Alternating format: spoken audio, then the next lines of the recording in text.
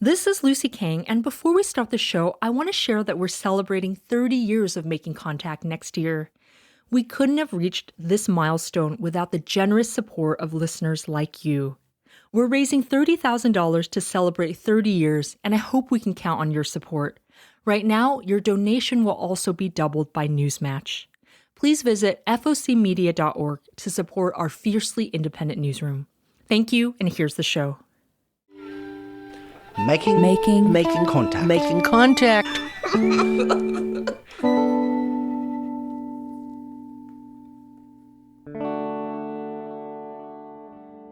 I'm Amy Gastelum. This week on Making Contact, we're closing out National Adoption Month by handing the mic to Korean American adoptees. Our millennial guests talk about how they grapple with identity being part of the largest ever international exodus of adopted children. There's a lot kind of like loaded in that assumption of like a better life in America. And we'll hear from a group of Korean single moms in Queens, New York, who are bucking the stigma of being unwed mothers. In Korean culture, if who has the baby without husband, they assume her life is already ruined or, embarrassing. But I don't care. Yeah. Stay with us.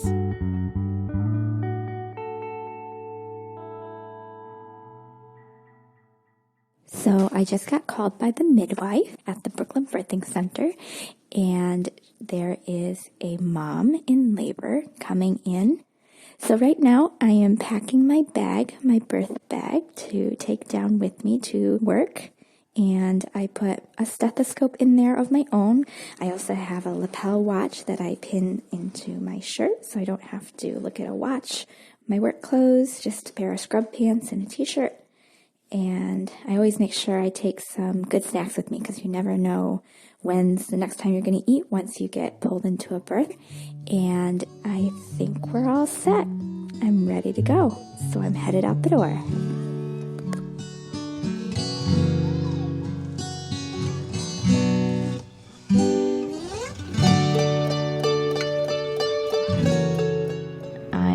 Lydia Doublestein, and I currently work as a birth assistant and a doula while I am studying to be a midwife.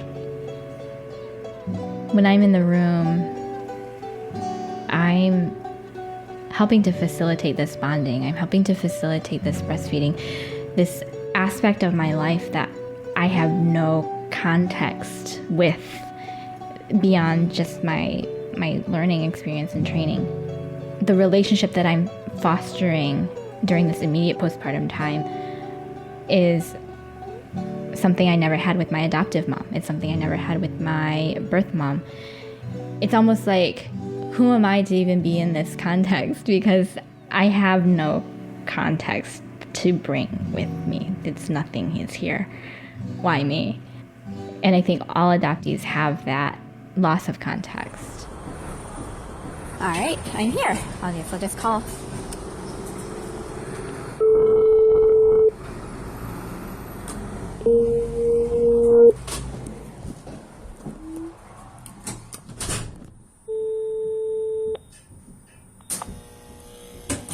So my Korean name is Park Hyun. As far as I know, it was just kind of an arbitrary name given by the social worker.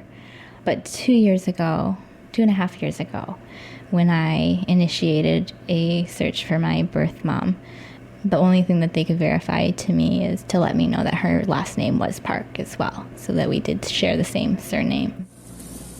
Tween, do you mind if I listen to the baby's heart rate?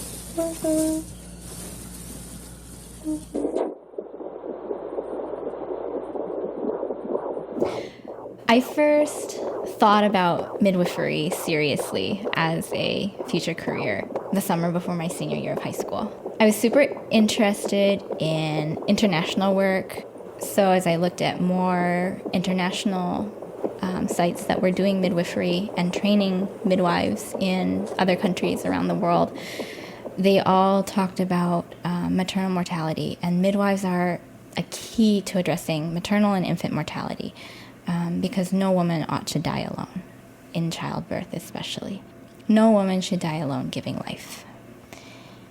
And within my adoption papers, the tiny paragraph that I have about my birth mother, it says she gave birth alone.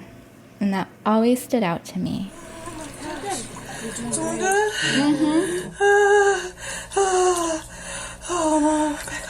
You're so strong. Oh, man. I know that someday I would like to have my own children. And I also think that it will be a very overwhelming and a very different experience. And I think, will I be able to relate to my mom?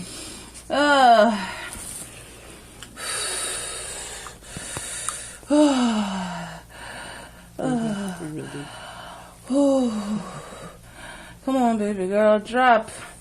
Definitely she'll be so great for just like advice and mothering advice, but what about, all the pregnancy advice that you get from your mom, or the story that she tells you about your birth and how that may or may not be similar to your own, and that will be absent, and for her it's something she never had. So is this a tender subject? Is this a awkward subject?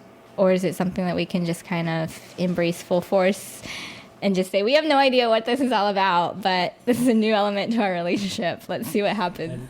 You have so much power. This is all you. Just like that. Good. Chin to your chest. Hello. There, hi, little one. Hi, baby girl. So close. She's right there. Come on, Mama. You got it. Yeah, she's coming. You push. I initiated a search, and the woman that they contacted, she said, no, I never gave a child for adoption. Don't ever call back again. I don't want to talk to you anymore.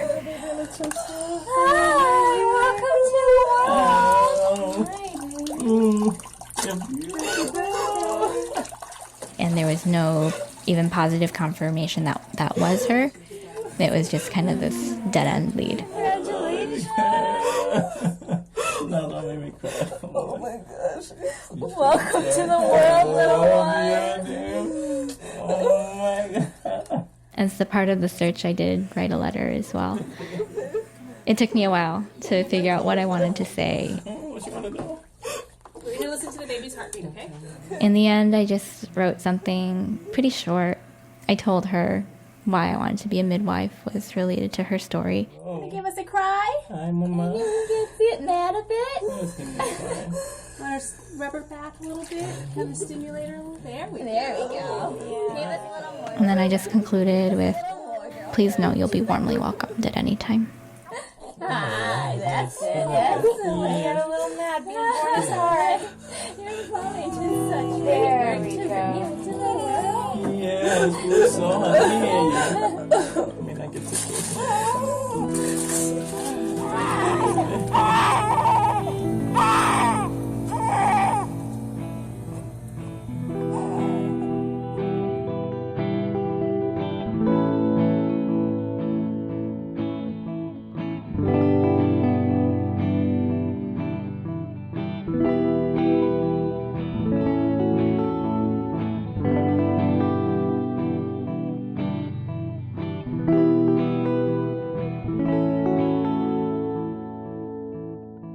A lot of adoptees I know have done search and have been given false information or have been told that there isn't any documentation of biological family, or after searching, it's discovered that their biological family doesn't wish to reunite with them.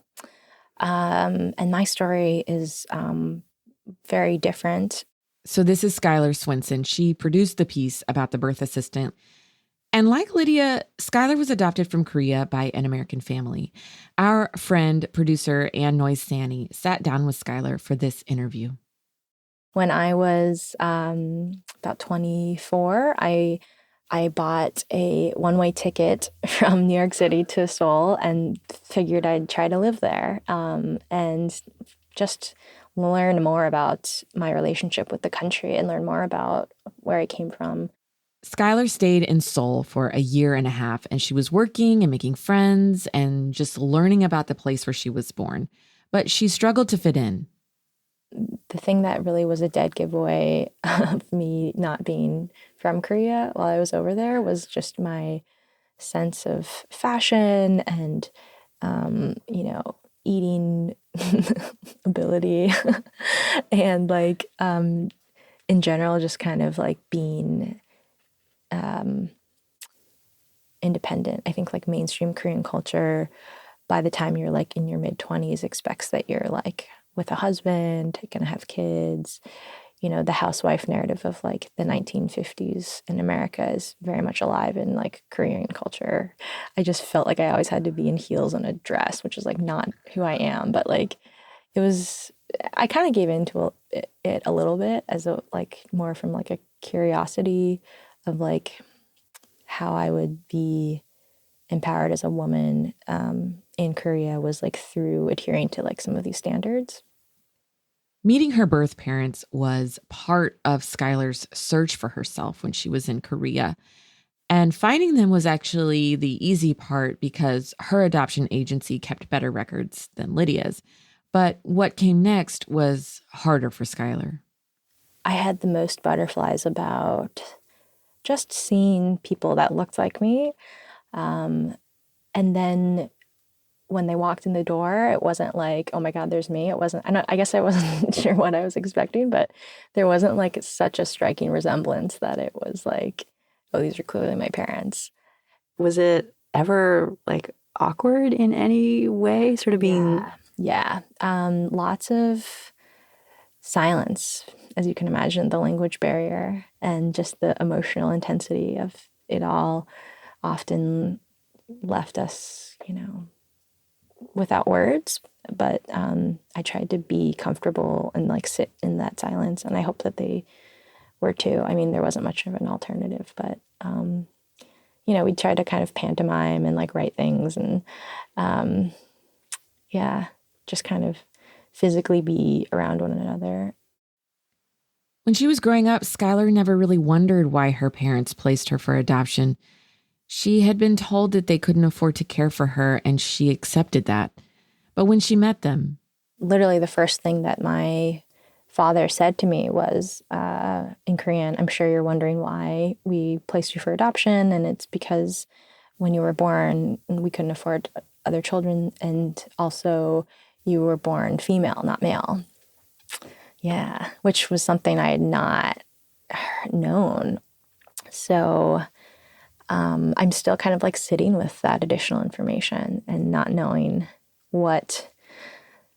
how to process that or how I feel about it. But I also am who I am today because of everything that's happened. So I don't feel anger or resentment or shame in that decision that was made for me based on sex, I guess, at birth. I think I was more just approaching this reunion with the hope that they would know that that decision was one that resulted in me being a healthy, adult who had the life that I would assume maybe they had wanted for me. I mean, who knows? There's a lot kind of loaded in that assumption of a better life in America, which is, hard to process now as an adult, as I've become more aware of systems of colonization and,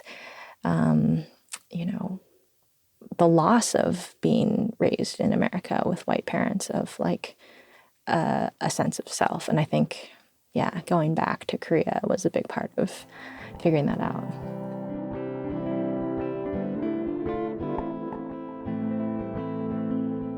I'm jumping in to remind you that you are listening to Making Contact. If you like today's show and want more information, or if you'd like to leave us a comment, visit us at our new website, focmedia.org. There you can access today's show and all of our prior episodes. Okay, now back to the show.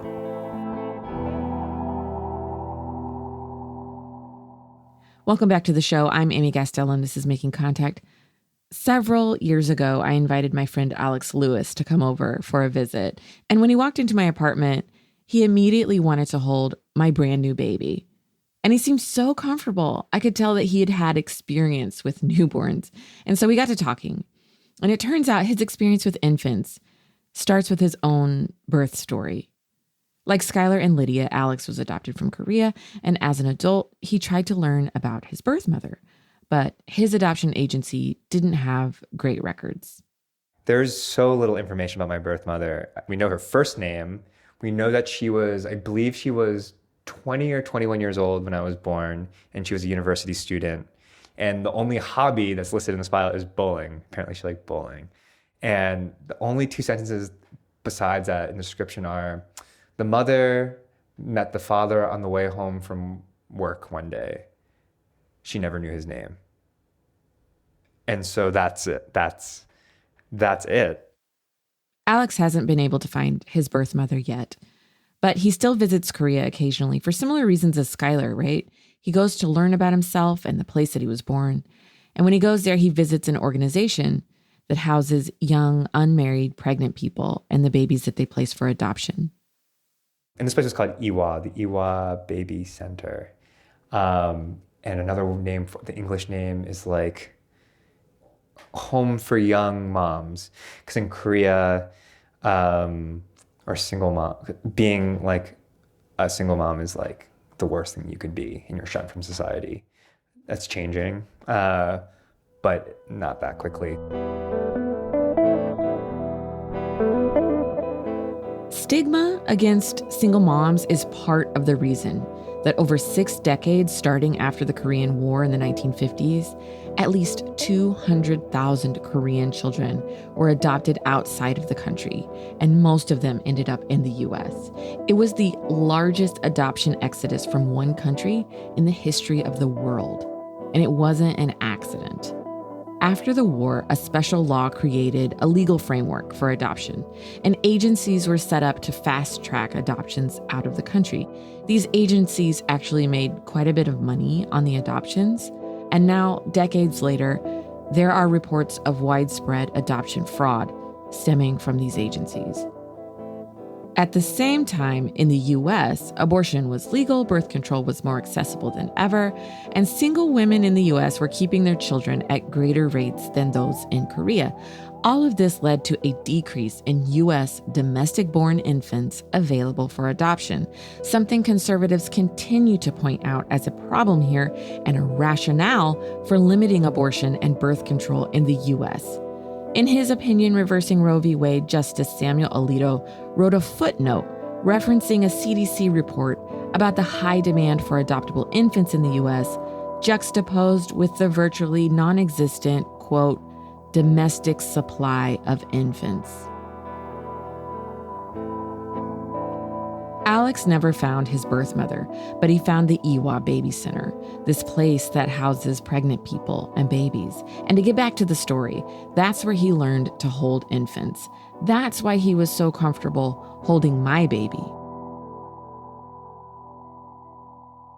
They put me in the room with like the newest babies and just like sat me down on the ground, put like a towel basically on me, like over my arm, and just like handed me a baby and like a bottle.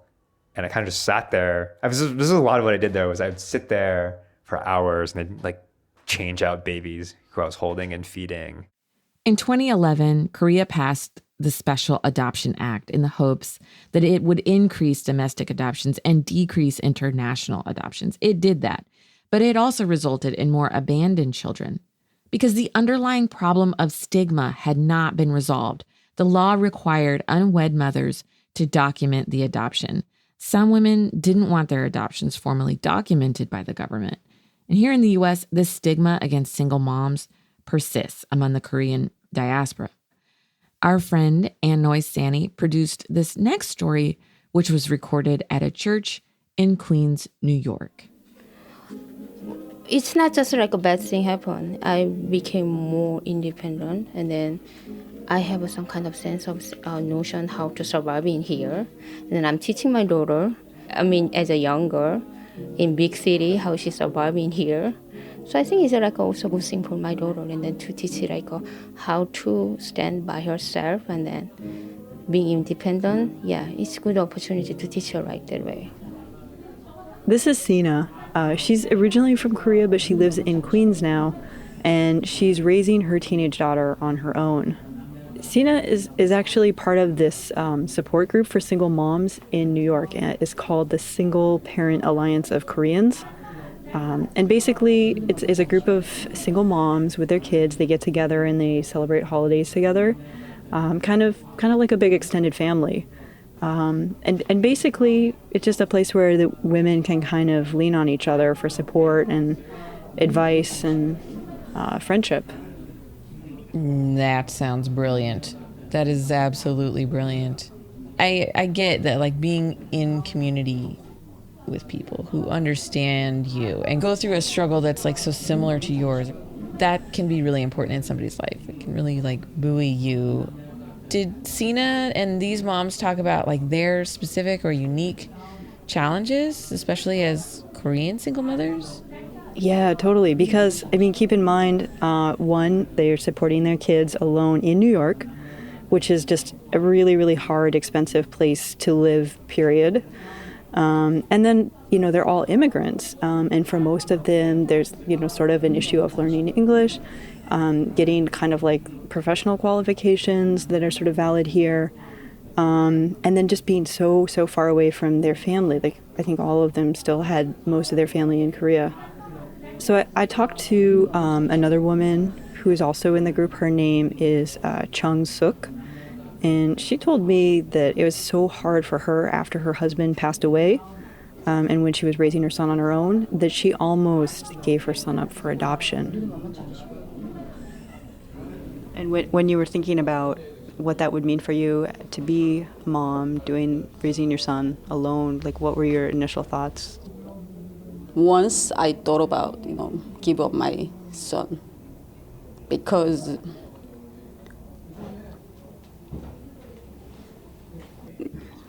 It's okay. It's okay. Yeah, at the time I really survived by myself. Yeah, and then emotionally, financially, I really,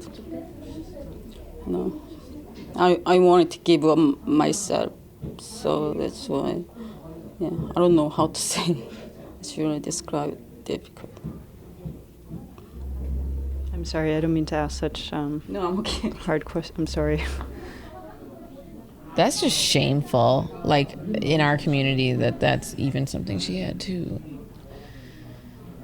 consider. Yeah, so there's that aspect of it, which is literally like making ends meet. But the women that I talked to in this group, they also said that it's really hard for them because they feel kind of excluded by people in the Korean community here.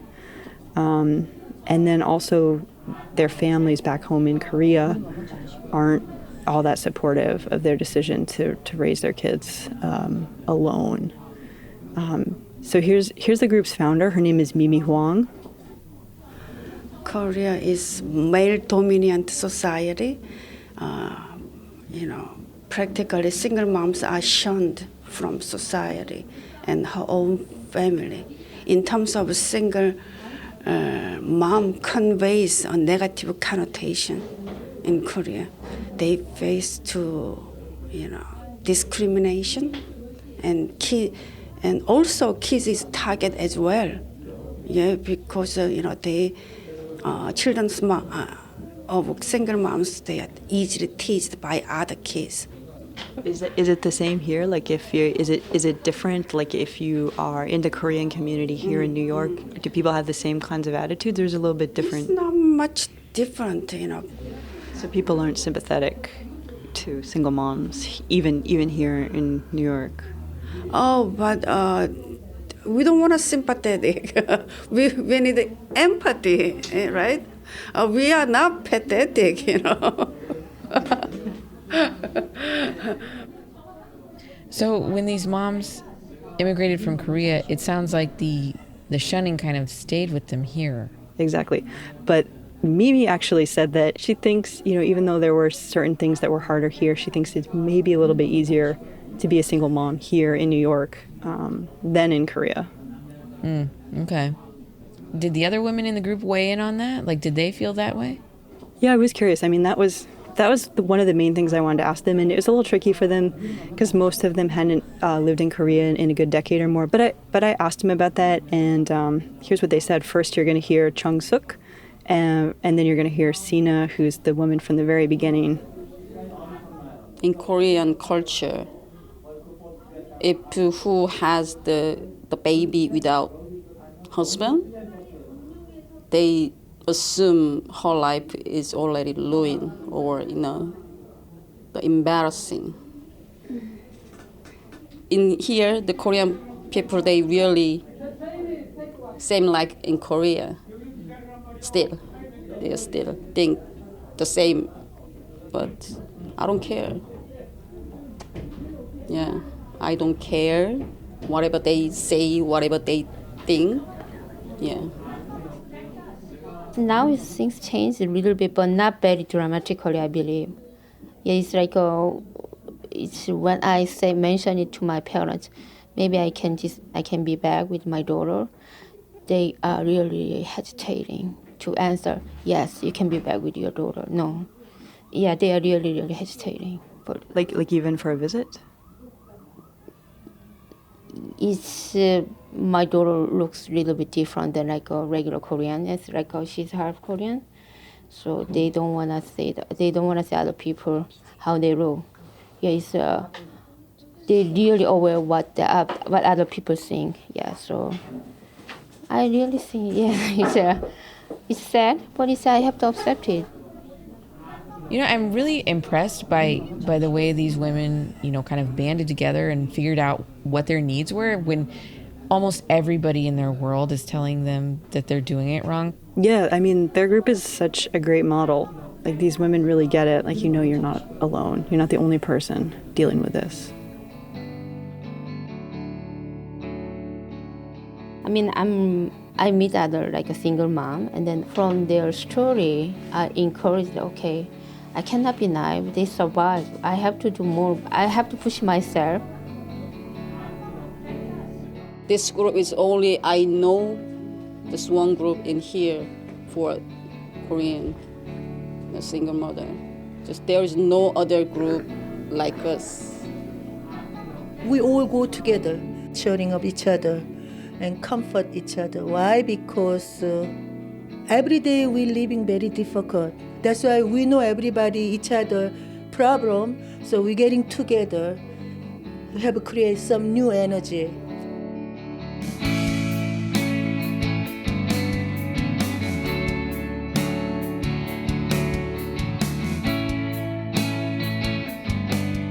I'm Amy Gastelum. Thanks for listening to Making Contact. As we were finishing up production on today's episode, a feminist movement from South Korea began to gain traction here in the United States. It was a response to the presidential election. It's called 4B. The B stands for the Korean word meaning not.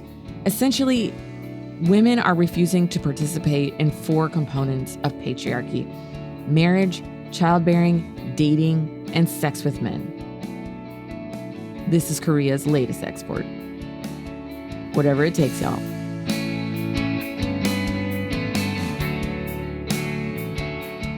A huge thank you today to producers Schuyler Swenson and Noyes Saini.